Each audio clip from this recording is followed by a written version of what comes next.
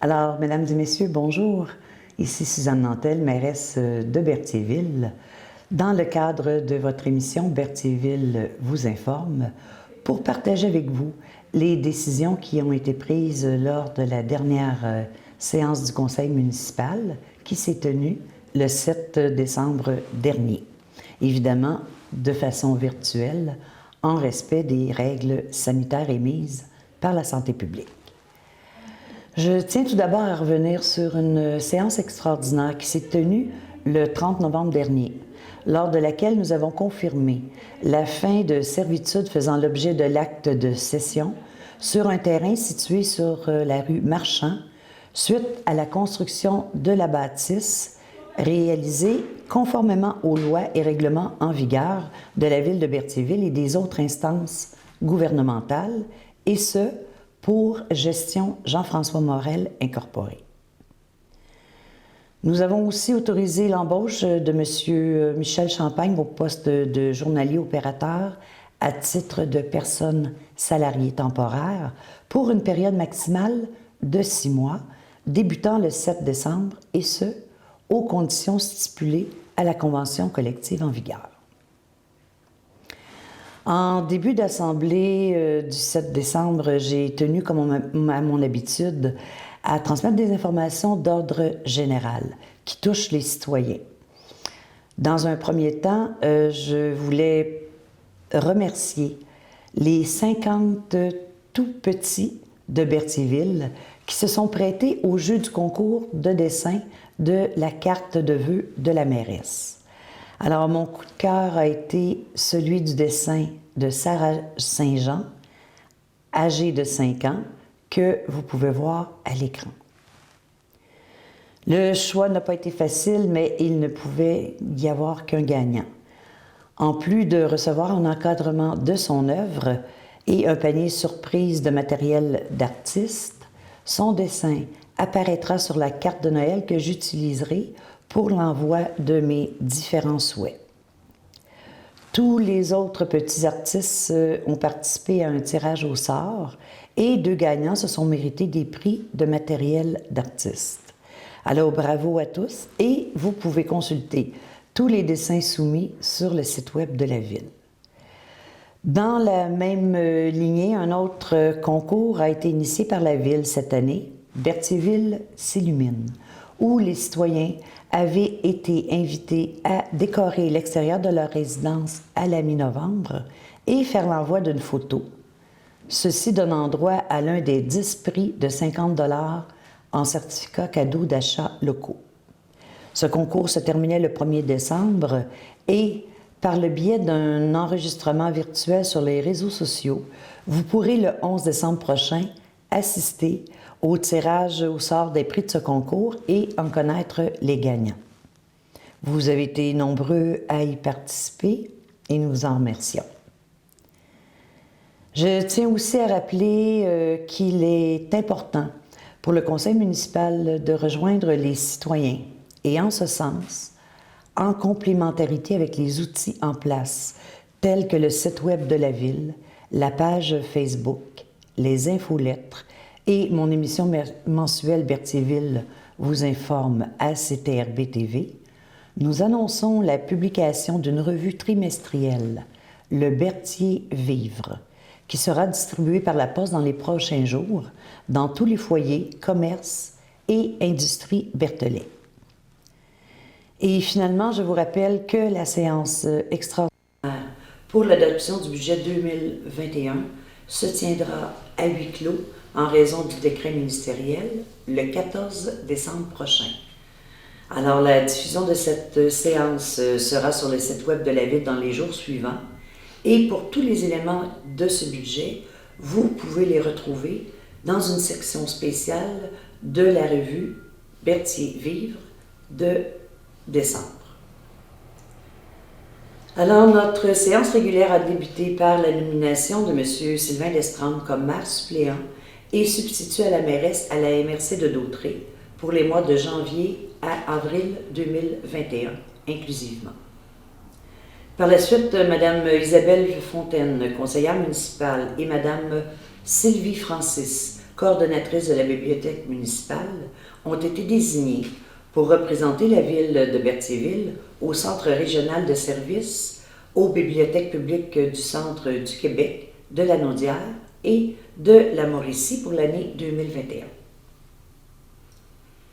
Toujours dans le cadre de notre démarche pour établir une politique familiale pour notre ville, Madame Andréane Daudelin, résidente de Berthierville, a été nommée à titre de membre du comité de pilotage pour ce dossier sous la responsabilité de Madame la conseillère Isabelle Fontaine. Par la suite, le conseil municipal a approuvé des dépenses au montant de 122 451 $ relatives aux travaux d'amélioration réalisés et aux frais inhérents admissibles mentionnés sur le formulaire conformément aux exigences du ministère des Transports du Québec, tout ceci dans le cadre du programme d'aide à la voirie locale pour des projets particuliers d'amélioration.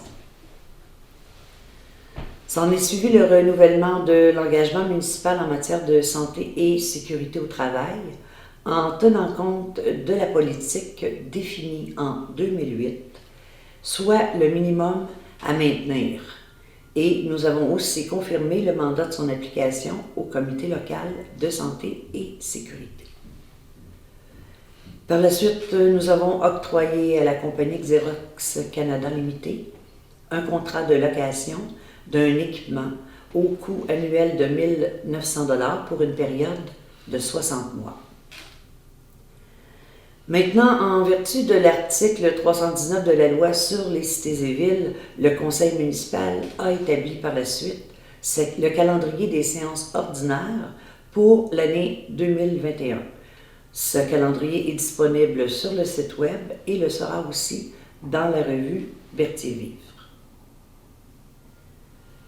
Le 20 décembre 2011, un bail était intervenu entre la société TELUS Communication et la ville de Berthierville concernant un immeuble situé au 55 rue Gadory.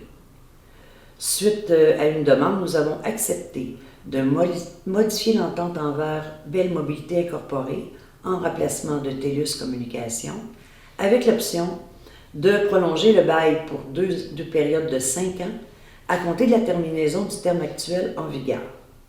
J'ai donc été autorisée avec la directrice générale à signer le bail pour et au nom de la ville à cet effet.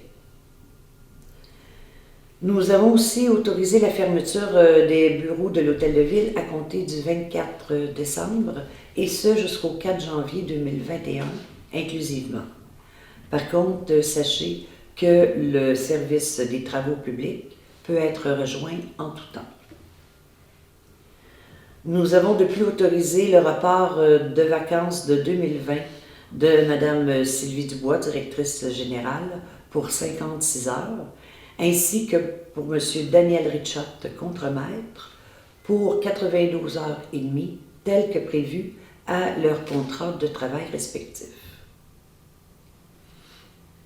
Au niveau maintenant de l'urbanisme, il a été question d'autoriser la coupe de 2 arbres sur la propriété du 730 rue de Frontenac, située dans une zone PIA, une plan d'implantation et d'intégration architecturale. Cette autorisation fait suite au règlement 918 et la recommandation favorable du comité consultatif en urbanisme. Il en est de même pour le 620 rue de Frontenac, pour aussi la coupe de 2 arbres situés en cour arrière, le tout évidemment suite à une recommandation favorable du comité consultatif d'urbanisme.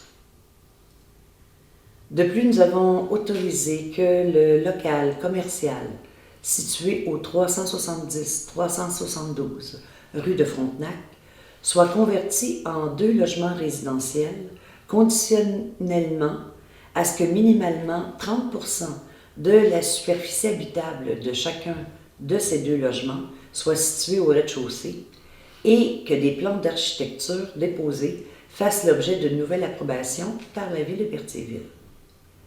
Dans ce dossier, nous avons par contre refusé la demande de dérogation mineure qui allait à l'encontre du règlement 748 stipulant que les logements dans les caves sont prohibés.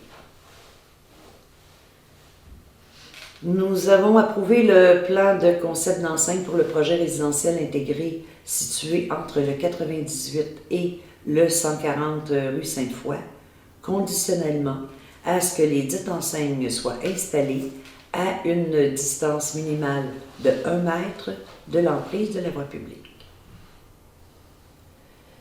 Il a aussi été question de confier le mandat au procureur de la ville, Maître Paul Yanakis, pour entreprendre des procédures légales nécessaires afin de récupérer les arrérages de taxes antérieures à l'année 2019, tels que détaillés à la liste préparée par le service de la trésorerie.